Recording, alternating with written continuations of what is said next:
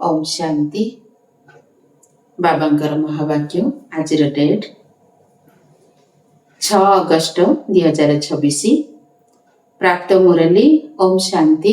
बापदादा बाबा कहते मीठे बच्चे निजे निज सहित प्रतिज्ञा कर जे मो मते बहुत बहुत मीठा हेबाको पड़िबो। समस्त को सुखर स्नेहर दृष्टि रे देखिबाको हेबो। काहार नाम रूप रे आकर्षित हबार नाही। बाबा कहले निजे निज को प्रतिज्ञा करो। प्रश्न आजिर बाबा पचारुचंदी जोगर सिद्धि कौन? परिपक्व जोगींकर लक्षण सुना।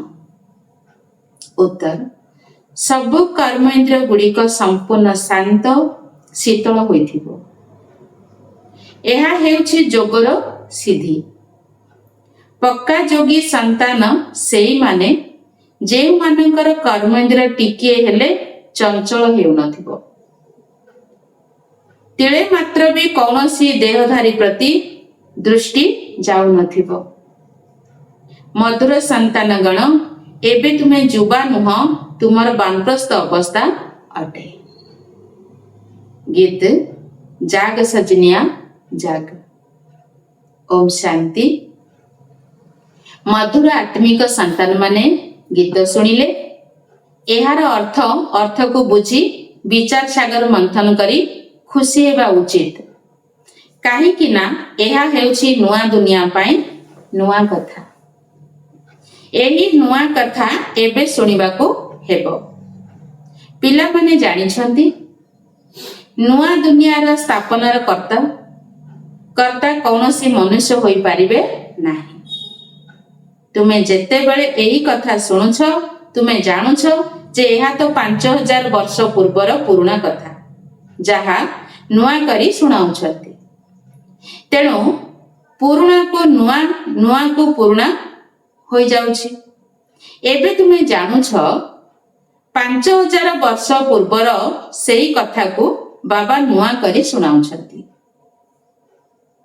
सेही पुराना कथा अटे। कारण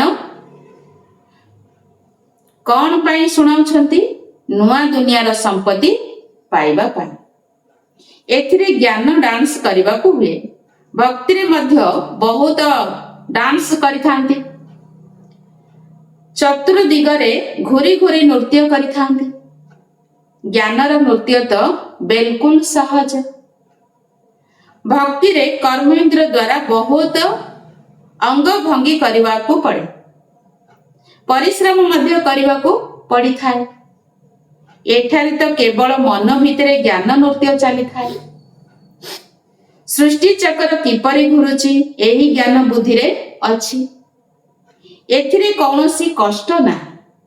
हाँ, बाबा को मने पकाइबा पाई मेहनत करिबाकू हुए। केतेक पिला फेल होई जाइथांती। केउठी ना केउठी नीचकू चली जाइथांती। सबुठारु मुख्य कथा हैला नाम रूप रे आकर्षित हेबा अनुचित। स्त्री पुरुष काम विकारर वशवर्ती होई नाम रूप रे फंसी जाइथांती। क्रोध नाम रूप रे आकर्षित कराई नाही। प्रथमे एथि प्रति बहुत सचेतन हेबा उचित। काहारी नाम रूप रे आकर्षित हेबार नाही। आज निजको आत्मा बोली भाबिबाकू हेबो। मु आत्मा अशरीरी आसीथिली एबे अशरीरी होई जिबाकू हेबो। एही अभ्यास हमको करिबाकू हेबो। एही शरीर अभिमान को त्याग करिबाकू हेबो। एही नाम रूप रे छंदी हेबा बहुत बड़ रोग अटे। बाबा पिला मन को सावधानी देउछंती। केही एही कथा को बुझु नाहंती। कहउछंती बाबा बेकार रे एपरि कहउछंती जे नाम रूप रे अटकी रहिछ। किंतु एहा हेउछि गुप्त बेमारी। सेति पई अविनाशी साजनी मानको अथवा बाबा पिला मानको सुजाग करूछंती। पिला माने जागृत हुओ। एबे पुनर्बार कलिजुग परे सत्यजुग आसीबो। बाबा ज्योति जागृत करने को आसुछंती। ମନୁଷ୍ୟର ମୃତ୍ୟୁ ପରେ ତାଙ୍କ ପାଇଁ ଜ୍ୟୋତି ଜାଗରଣ କରିଥାନ୍ତି ନା, ପୁଣି ଦୀପ ଉପରେ ଧ୍ୟାନ ରଖିଥାନ୍ତି ଯେପରି ଲିଭି ନ ଯିବ, ଆତ୍ମା ଅନ୍ଧକାରରେ ନ ରହୁ। ବାସ୍ତବରେ ଏହା ସବୁ ଭକ୍ତି ମାର୍ଗର କଥା। ଆତ୍ମା ତ 1 ସେକେଣ୍ଡରେ ଚାଲି ଯାଇଥାଏ। କେତେକ ଲୋକେ ଜ୍ୟୋତିକୁ ମଧ୍ୟ ଭଗବାନ ବୋଲି ମାନିଥାନ୍ତି, ବ୍ରହ୍ମକୁ ବଡ଼ ଜ୍ୟୋତି କହିଥାନ୍ତି। ବ୍ରହ୍ମ ସମାଜୀ ମାନଙ୍କ ମନ୍ଦିରରେ ରାତି ଦିନ ଜ୍ୟୋତି ଜଳୁଥାଏ। କେତେ ଖର୍ଚ୍ଚ ହୋଇଥାଏ, ବ୍ୟର୍ଥରେ ଘିଅ ଢାଳିଥାନ୍ତି। ଏଠାରେ ଇଏ ସବୁ କିଛି ଜାଳିବାର ନାହିଁ। ବାବାଙ୍କ ସ୍ମୃତି ଘିଅର କାମ କରିଥାଏ। ସ୍ମୃତି ରୂପୀ ଘୃତ ଅଟେ। ତେଣୁ ମଧୁର ସନ୍ତାନ ମାନେ ଏହି କଥାକୁ ବୁଝୁଛନ୍ତି। ନୂଆ କଥା ହୋଇଥିବା ଯୋଗୁଁ ହିଁ ଝଗଡ଼ା ହୋଇଯାଇଥାଏ। ବାବା କହୁଛନ୍ତି, ମୁଁ ମିଠା ପିଲାମାନଙ୍କ ପାଖକୁ ଆସୁଛି, ଭାରତରେ ହିଁ ଆସୁଛି। ନିଜର ଜନ୍ମ ଦେଶ ସମସ୍ତଙ୍କ ପ୍ରିୟ ହୋଇଥାଏ ନା। ବାବାଙ୍କୁ ତ ସମସ୍ତେ ପ୍ରିୟ ଲାଗିଥାନ୍ତି। ପୁଣି ବି ମୁଁ ନିଜ ଦେଶ ଭାରତକୁ ଆସୁଛି। ଗୀତାରେ କୃଷ୍ଣଙ୍କ ନାମ ନଥିଲେ ସମସ୍ତ ମନୁଷ୍ୟ ମାତ୍ରକେ ଶିବ ବାବାଙ୍କୁ ମାନିଥାନ୍ତେ। ଶିବଙ୍କ ମନ୍ଦିରକୁ କେତେ ଯାଉଛନ୍ତି? ସବୁଠାରୁ ବଡ଼ ସୋମନାଥ ମନ୍ଦିର ଥିଲା। ଏବେ ତ କେତେ ଅନେକ ବଡ଼ ବଡ଼ ମନ୍ଦିର ହୋଇଗଲାଣି। କୃଷ୍ଣକୁ ଏତେ ମାନୁନାହାନ୍ତି ଯେତେ ଅବିନାଶୀ ବାବାଙ୍କୁ ମାନୁଛନ୍ତି। ତେଣୁ ବର୍ତ୍ତମାନ ସମୟରେ ତୁମ ପାଇଁ ବାବାଙ୍କ ଠାରୁ ପ୍ରିୟ ଆଉ କିଛି ନାହିଁ। ଏଥିରେ ସାକାରଙ୍କର କିଛି ମହିମା ନାହିଁ। ବ୍ରହ୍ମ ବାବାଙ୍କର ଅଛି କି? ନାହିଁ। ଏହା ନିରାକାରଙ୍କର ମହିମା, ଯିଏ ଅଭକ୍ତା ଅଟନ୍ତି। ଯେବେ କି ଅବିନାଶୀ ବାବା ସ୍ୱର୍ଗର ରଚୟିତା ଅଟନ୍ତି, ତେଣୁ ତାଙ୍କଠାରୁ ସ୍ୱର୍ଗର ସମ୍ପତ୍ତି ନେବା ପାଇଁ ପୁରୁଷାର୍ଥ କରିବା ଦରକାର। ଆଜିକାଲି କରି କରି କାଳ ଖାଇଯିବ, ଆଉ ଅଳ୍ପ ସମୟ ବାକି ଅଛି। ବାବାଙ୍କ ଠାରୁ ସମ୍ପତ୍ତିର ଅଧିକାର ତ ନେଇଯାଅ। ଯେତେବେଳେ ସମାଚାର ଲେଖିଥାନ୍ତି ସେତେବେଳେ ସବୁ ବୁଝାଇବାକୁ ମଧ୍ୟ ପଡ଼ିଥାଏ। ଯଦି ନିୟମ ନିଶ୍ଚୟ ଅଛି ଯେ ଇଏ ଅବିନାଶୀ ବାବା ଅଟନ୍ତି, ତେବେ ସମ୍ପତ୍ତି ନେବା ପାଇଁ ପୁରୁଷାର୍ଥ କର। ନଚେତ ବାହାରକୁ ଗଲେ ତୁରନ୍ତ ଲିଭିଯିବ ବା ଭୁଲିଯିବ। ବାବା କଲ୍ୟାଣକାରୀ ଅଟନ୍ତି ନା। ବାବା କହୁଛନ୍ତି, ଏହି ଯୋଗ ଦ୍ୱାରା ହିଁ ତୁମର ସବୁ ଦୁଃଖ 21 ଜନ୍ମ ପାଇଁ ଦୂର ହୋଇଯିବ। ଝିଅମାନେ ଘରେ ମଧ୍ୟ ବୁଝାଇବା ଉଚିତ ଯେ ଏବେ ସବୁ ଦୁଃଖ ଦୂର କରୁଥିବା ଅବିନାଶୀ ବାବାଙ୍କୁ ମନେ ପକାଇଲେ ତମ ପ୍ରଧାନରୁ ସତ ପ୍ରଧାନ ହୋଇଯିବ। ପବିତ୍ର ନିଶ୍ଚୟ ରହିବାକୁ ପଡ଼ିବ। ମୂଳ କଥା ହେଉଛି ପବିତ୍ରତାର। ଯେତେ ଯେତେ ଅଧିକ ବାବାଙ୍କ ସ୍ମୃତିରେ ରହିବ, ତେବେ ଇନ୍ଦ୍ରିୟ ମଧ୍ୟ ଶାନ୍ତ ହୋଇଯିବ। ଯୋଗରେ ସମ୍ପୂର୍ଣ୍ଣ ସିଦ୍ଧି ପ୍ରାପ୍ତ ନ ହେବା ପର୍ଯ୍ୟନ୍ତ ଇନ୍ଦ୍ରିୟ ମଧ୍ୟ ଶାନ୍ତ ହୋଇନଥାଏ। ପ୍ରତ୍ୟେକ ନିଜକୁ ଚେକ୍ କରନ୍ତୁ, କାମ ବିକାର ମତେ ଧୋକା ଦେଉନାହିଁ ତ? ତେବେ କୌଣସି ଚଞ୍ଚଳତା ଆସିବା ଅନୁଚିତ। ମୁଁ ପରିପକ୍ୱ ଯୋଗୀ ହୋଇଛି ତ ଏହା ଯେପରିକି ବାନପ୍ରସ୍ଥ ଅବସ୍ଥା ଅଟେ। ବାବାଙ୍କୁ ହିଁ ମନେ ପକାଇବା ଉଚିତ। ବାବା ସବୁ ସନ୍ତାନ ମାନଙ୍କୁ ବୁଝାଉଛନ୍ତି, ଯେବେ ତୁମେ ଉତ୍ତମ ଯୋଗୀ ହୋଇଯିବ, ତେବେ ଆଖି କେଉଁ ଆଡ଼େ ଯିବ ନାହିଁ ଏବଂ ତୁମର ଇନ୍ଦ୍ରିୟ ଶାନ୍ତ ହୋଇଯିବ। ଏହା ହେଉଛି ମୁଖ୍ୟ, ଯିଏକି ସମସ୍ତଙ୍କୁ ଧୋକା ଦେଉଛି। ଯୋଗରେ ଉତ୍ତମ ଅବସ୍ଥା ସ୍ଥାୟୀ ହୋଇଗଲେ ଅନୁଭବ ହେବ ଯେ ଆମେ ଯେପରି ଯୁବ ଅବସ୍ଥାରେ ହିଁ ନାହୁଁ। ବାବା କହୁଛନ୍ତି, କାମ ମହାଶତ୍ରୁ ଅଟେ। ତେଣୁ ନିଜର ଯାଞ୍ଚ କରିଚାଲ। ଯେତେ ବାବାଙ୍କ ସ୍ମୃତିରେ ରହିବ, ସେତେ କର୍ମ ଇନ୍ଦ୍ରିୟ ଶାନ୍ତ, ସ୍ୱଭାବ ବହୁତ ମିଠା ହୋଇଯିବ। ଅନୁଭବ ହେବ, ମୁଁ ଆଗରୁ କେତେ କଠୋର ଥିଲି, ଏବେ କେତେ ସୁମଧୁର ହୋଇଯାଇଛି। ବାବା ପ୍ରେମର ସାଗର ହୋଇଥିବାରୁ ପିଲାମାନଙ୍କୁ ମଧ୍ୟ ସେପରି ହେବାକୁ ପଡ଼ିବ। ତେଣୁ ବାବା କହୁଛନ୍ତି ସମସ୍ତଙ୍କ ପ୍ରତି ସ୍ନେହର ଦୃଷ୍ଟି ରହୁ। ଯଦି କାହାକୁ ଦୁଃଖ ଦେବ ତେବେ ଦୁଃଖୀ ହୋଇ ମରିବ। ସେଥିପାଇଁ ବହୁତ ମିଠା ହେବାକୁ ପଡ଼ିବ। ବାବା କହୁଛନ୍ତି ମୁଁ ରୂପ ସନ୍ତାନ ଅଟେ, ମୁଁ ରୂପ ବସନ୍ତ ଅଟେ ନା। ବାବାଙ୍କ ଠାରୁ କେତେ ଅମୂଲ୍ୟ ଜ୍ଞାନ ରତ୍ନ ମିଳୁଛି, ଯେଉଁଥିରେ ତୁମେ ବୁଦ୍ଧି ରୂପକ ଝୁଲାମୁଣି ଭରୁଛ। ଦୁନିଆରେ ଲୋକମାନେ ଶଙ୍କରଙ୍କ ଆଗକୁ ଯାଇ କହିଥାନ୍ତି ଝୁଲାମଣି ଭରିଦିଅ। ସେମାନେ ଜାଣିନାହାନ୍ତି ଯେ ଶଙ୍କର ଝୁଲାମଣି ଭରନ୍ତି ନାହିଁ। ଏବେ ତୁମେ ଜାଣୁଛ ଜ୍ଞାନ ସାଗର ବାବା ଜ୍ଞାନ ରତ୍ନ ଦ୍ୱାରା ଆମକୁ ଝୁଲାମଣି ଭରୁଛନ୍ତି। ତୁମେ ମଧ୍ୟ ରୂପ ବସନ୍ତ ଅଟ। ପ୍ରତ୍ୟେକଙ୍କର ଆତ୍ମା ରୂପ ବସନ୍ତ ଅଟେ। ନିଜକୁ ଦେଖ, ମୁଁ କେତେ ଜ୍ଞାନ ରତ୍ନ ଧାରଣ କରି ଜ୍ଞାନ ନୃତ୍ୟ କରୁଛି ଅଥବା ଜ୍ଞାନ ରତ୍ନ ଦାନ କରୁଛି।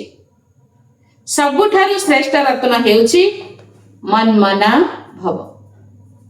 ବାବାଙ୍କୁ ମନେ ପକାଇବା ଦ୍ୱାରା ବାବାଙ୍କର ସମ୍ପତ୍ତି ପ୍ରାପ୍ତ କରୁଛ। ଯେପରି ବାବାଙ୍କ ଠାରେ ଜ୍ଞାନ ଭରି ହୋଇ ରହିଛି, ସେହିପରି ବାବା ବସି ପିଲାମାନଙ୍କୁ ନିଜ ସମାନ କରୁଛନ୍ତି। ଗୁରୁମାନେ ମଧ୍ୟ ନିଜ ସମାନ କରିଥାନ୍ତି ନା। ଇଏ ହେଉଛନ୍ତି ଅବିନାଶୀ ବାବା, ଯାହାଙ୍କର ରୂପ ବିନ୍ଦୁ ଅଟେ। ତୁମର ରୂପ ମଧ୍ୟ ବିନ୍ଦୁ ଅଟେ। ତୁମକୁ ନିଜ ସମାନ ଜ୍ଞାନର ସାଗର କରୁଛନ୍ତି।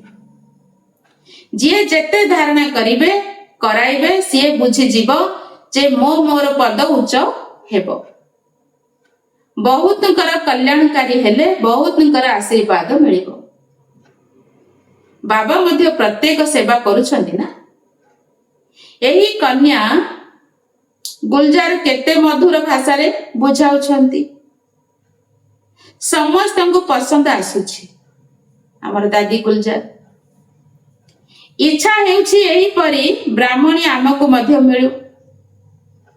କେବେ ଜଣେ ବ୍ରାହ୍ମଣୀ ସବୁ ଜାଗାକୁ ତ ଯାଇପାରିବ ନାହିଁ। ତଥାପି ବାବା କହୁଛନ୍ତି ଯିଏ ଭାବୁଛନ୍ତି ମୁଁ ଭଲ ବୁଝାଉଛି, ସିଏ ଅଲରାଉଣ୍ଡର ଅର୍ଥାତ ସବୁ ସ୍ଥାନରେ ଯାଇ ସେବା କରିବା ଆବଶ୍ୟକ। ସ୍ୱତଃ ଆଗ୍ରହ ରହିବା ଉଚିତ, ମୁଁ ସେଣ୍ଟର୍ସ ଗୁଡ଼ିକକୁ ବୁଲି ବୁଲି ସେବା କରିବି। ଯେଉଁମାନେ ଭାବୁଛନ୍ତି ମୁଁ ବହୁତଙ୍କର କଲ୍ୟାଣ କରିପାରିବି, ମୋ ସେବାର ଲାଭ ପ୍ରଭାବ ପଡୁଛି, ତେବେ ସେବାର କରିବା ଆବଶ୍ୟକ। 10-15 ଦିନ ଯାଇ ସେଣ୍ଟର୍ସ ସବୁ ବୁଲି ସେବା କରି ଆସ। ଜଣକୁ ଦେଖି ପୁଣି ଅନ୍ୟମାନେ ମଧ୍ୟ ଶିଖିବେ। ଯିଏ କରିବ ସିଏ ପାଇବ। ଏହି ସେବା ବହୁତ କଲ୍ୟାଣକାରୀ ଅଟେ। ତୁମେ ମନୁଷ୍ୟମାନଙ୍କୁ ଜୀବନ ଦାନ ଦେଉଛ, ଏହା ବହୁତ ଉତ୍ତମରୁ ଉତ୍ତମ କାର୍ଯ୍ୟ। ବ୍ୟବସାୟୀ ମାନେ ମଧ୍ୟ କୌଣସି ନା କୌଣସି ଯୁକ୍ତିରେ ସମୟ ବାହାର କରି ସେବାରେ ଯାଇପାରିବେ।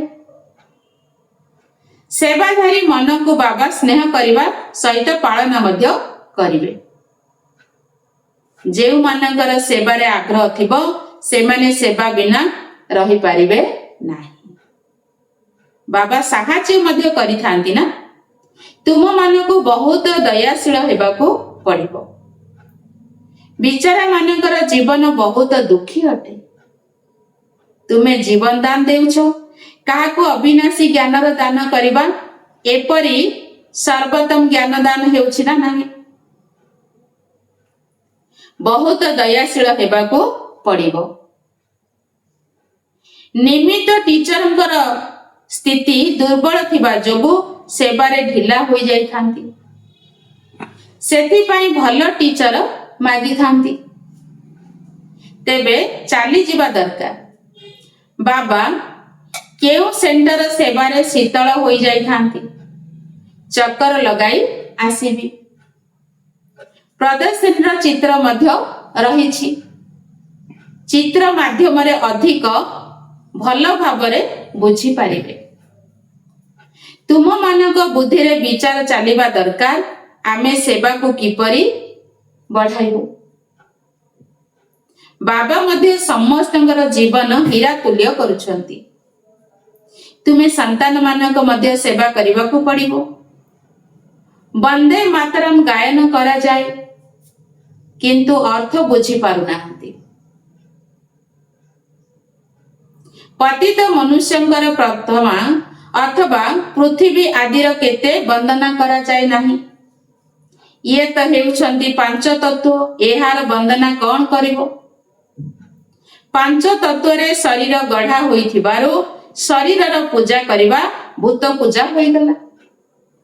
ଶିବ ବାବାଙ୍କର ତ ଶରୀର ନାହିଁ, ତାଙ୍କର ପୂଜା ହେଉଛି ସବୁଠାରୁ ଉତ୍ତମ। ଅନ୍ୟ ସବୁ ହେଉଛି ମଧ୍ୟମ। ଆଜିକାଲି ମନୁଷ୍ୟମାନଙ୍କୁ ମଧ୍ୟ ପୂଜା କରୁଛନ୍ତି, ସେମାନେ ହେଲେ ପତିତ। ଦେବତା ମାନେ ହିଁ ତ ମହାନ ଆତ୍ମା ଅଟନ୍ତି। ସନ୍ନ୍ୟାସୀ ମାନଙ୍କ ଠାରୁ ସେମାନେ ଅଧିକ ପବିତ୍ର ଅଟନ୍ତି। ଏବେ ତୁମେ ପିଲାମାନେ ଜାଣିଛ, ଆମେ ଦେବତା ହେବାକୁ ଯାଉଛୁ। ବାବା ଆମକୁ ଏହି ଅବିନାଶୀ ଜ୍ଞାନ ରତ୍ନ ଦାନ କରିବା ଶିଖାଉଛନ୍ତି। ଏହିପରି ଉଚ୍ଚ ଦାନ ଆଉ କିଛି ନାହିଁ। କେବଳ ଏକ ବାବାଙ୍କୁ ହିଁ ମନେ ପକାଇବାକୁ ହେବ। ଶିବ ଓ ଲକ୍ଷ୍ମୀ ନାରାୟଣଙ୍କର ଚିତ୍ର ମଧ୍ୟ ରହିଛି। ପ୍ରତ୍ୟେକ ନିଜ ଘରେ ଏହାକୁ ଲଗାଇଲେ ମନେ ରହିବ। ଶିବ ବାବା ଆମକୁ ଏହିପରି ଲକ୍ଷ୍ମୀ ନାରାୟଣ କରାଉଛନ୍ତି। ଆମର ଲକ୍ଷ୍ୟ ମଧ୍ୟ ଆମ ସାମ୍ନାରେ ରହିବ। ଏହି ସମୟରେ ତୁମେ ତାଙ୍କ ପରି ହେଉଛ। ସ୍ୱର୍ଗର ରଚୟିତା ହେଉଛନ୍ତି ହିଁ ଶିବ ବାବା। ସତ୍ୟ ଯୁଗରେ ତ ସମ୍ପତ୍ତି ଦେବେ ନାହିଁ। ଏହି ଅନ୍ତିମ ଜନ୍ମରେ ଶିବ ବାବା କହୁଛନ୍ତି, ମତେ ମନେ ପକାଇଲେ ତୁମେ ଏହିପରି ଲକ୍ଷ୍ମୀ ନାରାୟଣ ସମାନ ହେବ। ଆଉ ସବୁ କଥା ଛାଡ଼ି କେବଳ ସେବା ଆଉ ସେବା ହିଁ କରିଚାଲ। ବାବାଙ୍କୁ ମନେ ପକାଉଛ, ଏହା ମଧ୍ୟ ଏକ ବଡ଼ ସେବା କରୁଛ। ତତ୍ତ୍ୱ ଆଦି ସବୁ ପବିତ୍ର ହୋଇଯାଉଛି। ଯୋଗର ମହିମା ବହୁତ ଉଚ୍ଚ। ଦୁନିଆରେ ଯୋଗ ଆଶ୍ରମ ବହୁତ ଅଛି, କିନ୍ତୁ ତାହା ସବୁ ହେଉଛି ଶାରୀରିକ ହଡ୍ ଯୋଗ। ତୁମର ଏହା ହେଉଛି ରାଜଯୋଗ, ଯାହା ଦ୍ୱାରା ତୁମର ନୌକା ପାର ହୋଇଯାଉଛି। ସେହି ଅନେକ ପ୍ରକାରର ହଡ୍ ଯୋଗ ଦ୍ୱାରା ତୁମେ ସିଡ଼ି ତଳକୁ ଓହ୍ଲାଇ ଆସୁଛ। ଯାହା ବି କରୁଛ ତଳକୁ ଓହ୍ଲାଇ ଆସୁଛ। ମୂଳ କଥା ହେଉଛି ବାବାଙ୍କୁ ମନେ ପକାଇବା। ଦେଖିବାକୁ ପଡ଼ିବ ଆମ ମନ ବିକାର ଆଡ଼କୁ ଯାଉନାହିଁ ତ। ବିକାରୀକୁ ହିଁ ପତିତ କୁହାଯାଏ, ଅର୍ଥାତ କଉଡ଼ି ସଦୃଶ କୁହାଯାଏ। ବିକାରରେ ପଡ଼ିଯିବା ଦ୍ୱାରା ନିଜର ହିଁ କ୍ଷତି କରିବେ। ଯିଏ କରିବ ସିଏ ପାଇବ। ବାବା ଦେଖନ୍ତୁ ବା ନ ଦେଖନ୍ତୁ, ନିଜର ଯାଞ୍ଚ କରିବାକୁ ହେବ। ମୁଁ ବାବାଙ୍କର ସେବା କରୁଛି ତ? ମୋ ପାଖରେ କୌଣସି ଅବଗୁଣ ନାହିଁ ତ? ଯଦି ଅଛି ତେବେ ବାହାର କରିଦେବା ଉଚିତ। ନିଜ ଭିତରୁ ଅବଗୁଣ ବାହାର କରିବା ପାଇଁ ବାବା ବହୁତ ବୁଝାଇ ଚାଲିଛନ୍ତି। ନିର୍ଗୁଣର ଅର୍ଥ ମଧ୍ୟ କେହି ବୁଝି ନାହାନ୍ତି। ନିର୍ଗୁଣ ବାଳଙ୍କର ମଣ୍ଡଳୀ କଣ କରିପାରିବ, ଯାହା ପାଖରେ କୌଣସି ଗୁଣ ନାହିଁ? ଅର୍ଥ ନ ବୁଝି ଯାହା ମନକୁ ଆସିଲା ତାହା କହି ଦେଉଛନ୍ତି। ଅନେକ ମତ ଅଛି ନା, କିନ୍ତୁ ତୁମମାନଙ୍କୁ ବାବାଙ୍କ ଠାରୁ ଗୋଟିଏ ହିଁ ମତ ମିଳୁଛି, ଯେଉଁଥିପାଇଁ ତୁମର ଅସରନ୍ତି ଖୁସି ରହିବା ଉଚିତ। ବାବା କେବଳ କହୁଛନ୍ତି, ମତେ ସ୍ମରଣ କର ଓ କମଳ ପୁଷ୍ପ ସମାନ ହୁଅ। ମନ ବଚନ କର୍ମରେ ପବିତ୍ର ହୁଅ। ତୁମେ ପିଲାମାନେ ଜାଣିଛ, ଆମେ ବ୍ରାହ୍ମଣ ମାନେ ଶ୍ରୀମତ ଆଧାରରେ ନିଜର ହିଁ ତନ ମନ ଧନ ଦ୍ୱାରା ନିଜର ଏବଂ ସାରା ବିଶ୍ୱର ସେବା କରୁଛୁ। ବାବା ଭାରତକୁ ତ ଆସିବେ ନା, ତୁମେ ପାଣ୍ଡବମାନେ ଭାରତକୁ ସ୍ୱର୍ଗ କରିବାର ସେବା କରୁଛ। ତୁମେ ନିଜର କାମ କରୁଛ। ପରିଶେଷରେ ବିଜୟ ତ ପାଣ୍ଡବମାନଙ୍କର ହିଁ ହେବ। ଏଥିରେ ଲଢ଼େଇର କୌଣସି କଥା ହିଁ ନାହିଁ। ତୁମେ ହେଉଛ ଡବଲ ସେବକ। ଦୁଇ ପ୍ରକାରର ଅହିଂସକ ନା। ବିକାରରେ ଯାଉଛ ନା ଗୁଳି ଚଳାଉଛ। ହିଂସା ଦ୍ୱାରା କେହି ବି ବିଶ୍ୱ ଉପରେ ବାସାଇ ପାଇପାରିବେ ନାହିଁ। ବାବା ବୁଝାଉଛନ୍ତି ଏହି ଦୁଇ ଜଣ ଆମେରିକା ଓ ରୁଷ ପରସ୍ପର ସହିତ ମିଶିଗଲେ ବିଶ୍ୱ ଉପରେ ରାଜତ୍ୱ କରିପାରିବେ, କିନ୍ତୁ ଡ୍ରାମାରେ ଏପରି କିଛି ନାହିଁ। ଖ୍ରୀଷ୍ଟିଆନ ମାନେ ହିଁ କୃଷ୍ଣପୁରୀ ଉପରେ ରାଜୁତି କରୁଛନ୍ତି। ଅସଲରେ ଭାରତ କୃଷ୍ଣଙ୍କର ହିଁ ପୁରୀ ଥିଲା ନା। ଲଢ଼େଇ କରି ବାସାଇ ନେଲେ, ବହୁତ ଧନ ନେଇଗଲେ। ଏବେ ପୁନର୍ବାର ଧନ ଫେରସ୍ତ ହୋଇ ଚାଲିଛି ଓ ତୁମେ ବିଶ୍ୱ ଉପରେ ମାଲିକ ହୋଇଯାଉଛ। ବାବା କେତେ ଉପାୟ ବତାଉଛନ୍ତି। ସେମାନେ ହିଁ ତୁମର ରାଜ୍ୟ ଛଡ଼ାଇ ନେଇଛନ୍ତି, ପୁଣି ସେମାନେ ପରସ୍ପର ମଧ୍ୟରେ ଲଢୁଛନ୍ତି ଓ ବିଶ୍ୱର ମାଲିକ ତୁମେ ହେଇଯାଉଛ। କେତେ ବଡ଼ ବାସାଇ। ପରିଶ୍ରମ କେବଳ ଏଇଥିରେ ହିଁ ରହିଛି। ବାବାଙ୍କୁ ମନେ ପକାଇ ଚାଲ ଏବଂ ନିଜର ସମ୍ପତ୍ତି ନିଅ। ଏଥିରେ ବ୍ୟସ୍ତ ହେବା ଅନୁଚିତ। ବାବା କହିଲେ ଏଥିରେ ବ୍ୟସ୍ତ ହେବା ଅନୁଚିତ। ଆଚ୍ଛା, ମିଠା ମିଠା ଶିଖିଲା ଦେ ସନ୍ତାନ ମାନଙ୍କ ପ୍ରତି ମାତା ପିତା ବାପ ଦାଦାଙ୍କର ମଧୁର ସ୍ନେହ ଭରା ସ୍ମୃତି ଏବଂ ସୁପ୍ରଭାତ। ଆତ୍ମିକ ପିତାଙ୍କର ଆତ୍ମିକ ସନ୍ତାନ ମାନଙ୍କୁ ନମସ୍ତେ। ନମସ୍ତେ ବାବା, ନମସ୍ତେ। ଧାରଣା ପାଇଁ ମୁଖ୍ୟ ସାର। ପ୍ରଥମ ପଏଣ୍ଟ, ଅନ୍ୟ ସବୁ କଥାକୁ ଛାଡ଼ି ଜ୍ଞାନ ଦାନ କରିବାକୁ ହେବ। ରୂପ ବସନ୍ତ ହେବାକୁ ପଡ଼ିବ। ନିଜର ଅବଗୁଣ ଗୁଡ଼ିକକୁ ବାହାର କରିବାର ପୁରୁଷାର୍ଥ କରିବାକୁ ହେବ। ଅନ୍ୟମାନଙ୍କୁ ଦେଖିବାର ନାହିଁ। ବାବା କହିଲେ ନିଜ ପୁରୁଷାର୍ଥ ନିଜେ ଜ୍ଞାନୀ ଯୋଗୀ ହେଇକି କରିବା ଏବଂ ସମସ୍ତଙ୍କର କଲ୍ୟାଣ କରିବା। କାହାର ମଧ୍ୟ ଆମେ ଅବଗୁଣକୁ ଦେଖିବା ନାହିଁ। ନମ୍ବର 2, ନିଜର ସ୍ୱଭାବକୁ ବହୁତ ମିଠା କରିବାକୁ ହେବ। ସମସ୍ତଙ୍କ ପ୍ରତି ସ୍ନେହର ଦୃଷ୍ଟି ରଖିବାକୁ ହେବ। କାହାକୁ ବି ଦୁଃଖ ଦେବାର ନାହିଁ। କର୍ମେନ୍ଦ୍ର ଜିତ ହେବାକୁ ପଡ଼ିବ। ବାବା କହିଲେ ନା, ଆମେ ଯେତେବେଳେ କର୍ମେନ୍ଦ୍ର ଜିତ ବନିବା ସେତେବେଳେ ଯାଇକି ମାୟା ଜିତ ଏବଂ ରାଜ୍ୟ ଜିତ ମଧ୍ୟ ଆମେ ବନିପାରିବା। ଆଜିର ବରଦାନ, ସମ୍ପୂର୍ଣ୍ଣ ସମର୍ପଣର ବିଧି ଦ୍ୱାରା ସର୍ବଗୁଣ ସମ୍ପୂର୍ଣ୍ଣ ହେବାର ପୁରୁଷାର୍ଥରେ ସଦା ବିଜୟୀ ହବ। ବିଜୟୀ କିଏ ହେଇପାରିବେ? ଯିଏ ସମ୍ପୂର୍ଣ୍ଣ ସମର୍ପଣ ବିଧି ଦ୍ୱାରା ବାବାଙ୍କ ଉପରେ ସମ୍ପୂର୍ଣ୍ଣ ସମର୍ପଣ ହେଇଯାଉଛନ୍ତି ଆଉ ସର୍ବଗୁଣ ସମ୍ପୂର୍ଣ୍ଣ ମଧ୍ୟ ହେବାର ପୁରୁଷାର୍ଥ କରୁଛନ୍ତି, ସିଏ ସଦା ସର୍ବଦା ବିଜୟୀର ବରଦାନ ବାବାଙ୍କଠୁ ପ୍ରାପ୍ତ କରୁଛନ୍ତି। ସମ୍ପୂର୍ଣ୍ଣ ସମର୍ପଣ ତାକୁ କୁହାଯାଏ ଯାହାର ସଂକଳ୍ପରେ ମଧ୍ୟ ଦେହ ଅଭିମାନ ନଥିବ। ନିଜର ଦେହର ସ୍ମୃତିକୁ ମଧ୍ୟ ଅର୍ପଣ କରିଦେବା, ମୁଁ ଅମୁକ ଅଟେ, ଏହି ସଂକଳ୍ପକୁ ମଧ୍ୟ ଅର୍ପଣ କରି ସମ୍ପୂର୍ଣ୍ଣ ସମର୍ପଣ ହେଉଥିବା ଆତ୍ମାମାନେ ସର୍ବଗୁଣରେ ସମ୍ପୂର୍ଣ୍ଣ ହୋଇଥାନ୍ତି। ସେମାନଙ୍କ ଭିତରେ କୌଣସି ବି ଗୁଣର କମି ରହିନଥାଏ। ଯେଉଁମାନେ ନିଜର ସବୁ କିଛି ସମର୍ପଣ କରି ସର୍ବଗୁଣ ସମ୍ପୂର୍ଣ୍ଣ ବା ସମ୍ପୂର୍ଣ୍ଣ ହେବାର ଲକ୍ଷ୍ୟ ରଖିଥାନ୍ତି, ଏହିଭଳି ପୁରୁଷାର୍ଥୀ ମାନଙ୍କୁ ବାପଦାଦା ସଦା ବିଜୟୀ ଭବର ବରଦାନ ଦେଇଥାନ୍ତି। ଆମେ ଯେତେବେଳେ ସର୍ବଗୁଣରେ ସମ୍ପୂର୍ଣ୍ଣ ବନୁଛନ୍ତି, ବାବାଙ୍କ ଉପରେ ସମ୍ପୂର୍ଣ୍ଣ ବଳିହାର ଯାଉଛନ୍ତି, ବାବା ମଧ୍ୟ ଆମକୁ ବିଜୟୀ ଭବର ବରଦାନ ପ୍ରଦାନ କରୁଛନ୍ତି। ଆଜିର ସ୍ଲୋଗାନ, ମନକୁ ବଶୀଭୂତ କରୁଥିବା ଆତ୍ମା ହିଁ ମନ୍ମନା ଭାବ ସ୍ଥିତିରେ ରହିପାରିବ। ଯିଏ ମନକୁ ନିଜ ଅଧୀନରେ ବଶୀଭୂତ କରିପାରୁଛି, ସିଏ ସଦା ସର୍ବଦା ମନ୍ମନା ଭାବର ସ୍ଥିତିରେ ରହିପାରିବ। ତେଣୁ ଗାୟନ ଅଛି, ମନ ଜିତୋ ଜଗତ ଜିତ। ଆମେ ଯେତେବେଳେ ମନକୁ ଜିତିଦେବା, ତେବେ ସାରା ଜଗତକୁ ମଧ୍ୟ ଆମେ ଜିତି ପାରିବା। ମନକୁ କେମିତି ଜିତି ପାରିବା ନା ବାବା ସେଇ କଥା କହୁଛନ୍ତି, ଯେତେବେଳେ ଆମେ ବାବାଙ୍କର ପୁରା ଲଗନରେ ମଗନ ରହିବା ସେତେବେଳେ ଆମେ ମନକୁ ଜିତି ପାରିବା। ଆଉ ମନକୁ ଜିତିଲେ ସାରା ଜଗତକୁ ବି ଜିତି ପାରିବା। ଆଚ୍ଛା, ଓମ୍ ଶାନ୍ତି।